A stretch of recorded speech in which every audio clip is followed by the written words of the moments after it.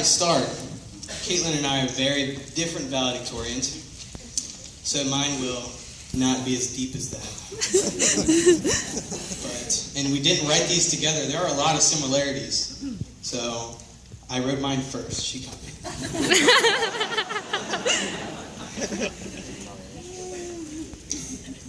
Good morning, everybody. I'm Tom.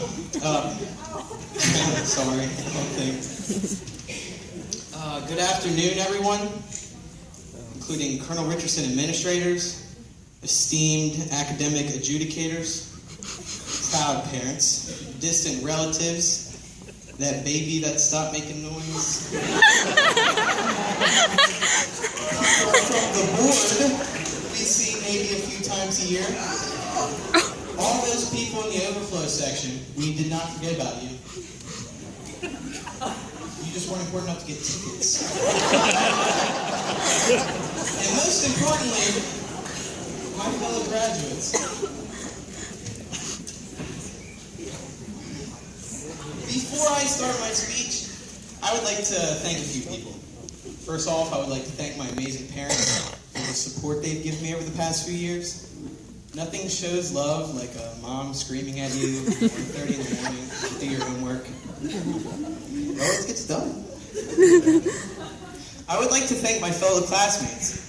You guys should really cover up your homework better. A cheating joke in a valedictorian speech. I would have liked to thank Miss Haldeman, but she decided not to come.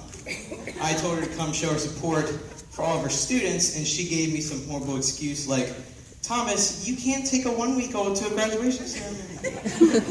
What does she know? She's a math teacher. I'd like to thank my co-valedictorian, Caitlin Wilson.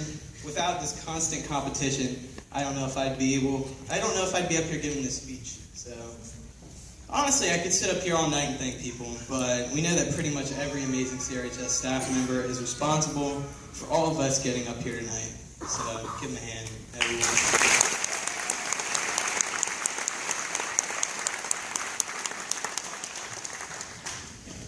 What an honor it must be for all of you to get to listen to this speech. No, but seriously, I would just like to let you all know that not once in the 4 years that I said I wanted to be valedictorian did anyone tell me how hard it is to make one of these speeches. There's no rubric. There are no grading guidelines. Do you guys not realize who exactly valedictorians are? We thrive off those things. I probably stared at a blank piece of paper for an hour before I decided to do what high schoolers do best. Try to Google my way to an answer.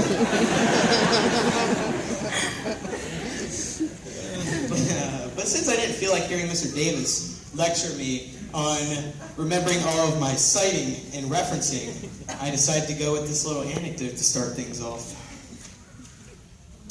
Traditionally, the valedictorian is supposed to stand in front of the class and give some inspiring advice that will apply to our lives going forward. I guess everyone assumes we'll have the answers they're looking for. First, you know what happens when you assume. Don't make me say it. Second, I'm no more qualified to give out life advice than any of my fellow classmates. I may have the best GPA, but my fellow graduates are the best in other things that definitely apply more to life.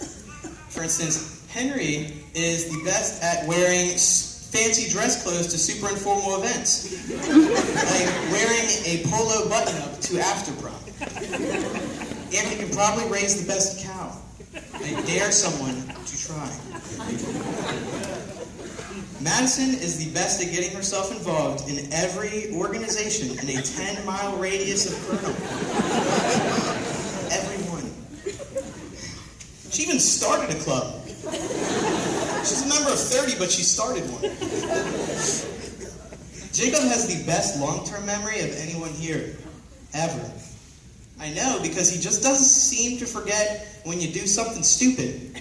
Wear capris to his house when you're 10, because you think they're long shorts. With strings at the bottom. In the girls section. Tiara is the best homecoming attendant that any black colonel could have walked across that football field with. And Zach and Jared are the best at standing up for a friend right after they do something incredibly stupid, like yell profanity at a pep rally. The whole class is the best at something. If you want to hear some inspiring advice, I have 103 amazing people right behind me that could probably do a better job than I am right now. Now, as you guys have noticed, I am following a super traditional speech layout. Clearly, there needs to be a quote from an esteemed member of society. Someone who has changed the lives of many with his or her elegant or revolutionary words. That's why I've chosen to quote none other than Michael Chandler, or as many of you know him by, rapper Mike Stud. Mike Stud once said, "She likes to call me Splinter."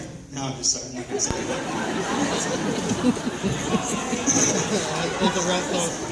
Mike Stud once said, "Fate hurts, but remember the hope, because things change, but the memories don't." You are all very lucky I didn't rap that, because I was feeling it, but I figured I'd spare you guys. Now, I know what you all are thinking.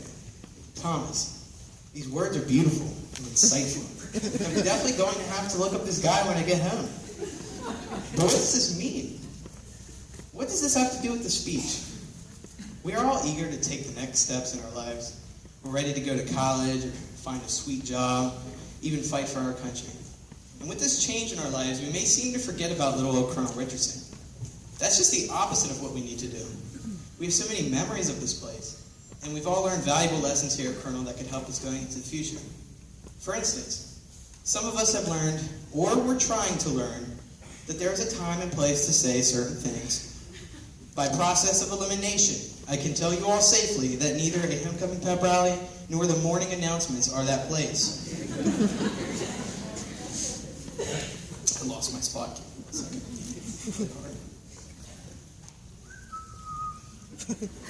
Where is it? Oh, got it.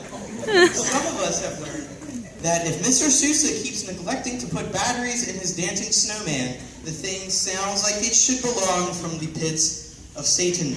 I didn't know if I was allowed to say the other word, so, we'll just keep it safe. It sounds like it's from Satan, guys. And a lesson that everyone should have learned by now. Do not carry a backpack in the hallway. Mr. Lambert will lecture you. And no, that one probably doesn't apply to life. But how can you forget it? But memories aren't just for remembering lessons we've learned. They keep people, events, and good times alive forever. Alive, in someone's memory, is Josh Draper in a Captain America onesie with a shield being chased by myself and a Spider-Man onesie with a web shooter. So as Mike Stud says, even though things in our lives are going to change, we know that we'll always have the stuff we've done and learned at Colonel in our memories. Unless it's chemistry, because I have no idea where all of those memories went. In the season finale of The Office, yeah, I put that in my speech. It's good. This is serious, guys. This is not funny. This is the only serious part of the speech. In the season finale of The Office, Creed Bratton finished off the show with some insight that has always stuck with me. So I knew it would be the perfect end to this speech. He said, "It all seems so very arbitrary. I applied for a job at this company because they were hiring. I took a desk in the back because it was empty. But no matter how you get there or where you end up, human beings have this miraculous gift to make that place home. This school is my home. It's the place I've spent countless hours studying, learning, starting my life. It's the place where I've made my best friends and my greatest memories. Even if I didn't love every minute of it, I owe almost everything I have to Colonel Richardson. This may be the end of our journey here, but I'll never forget this boring, wonderful, crazy, amazing school. Thank you."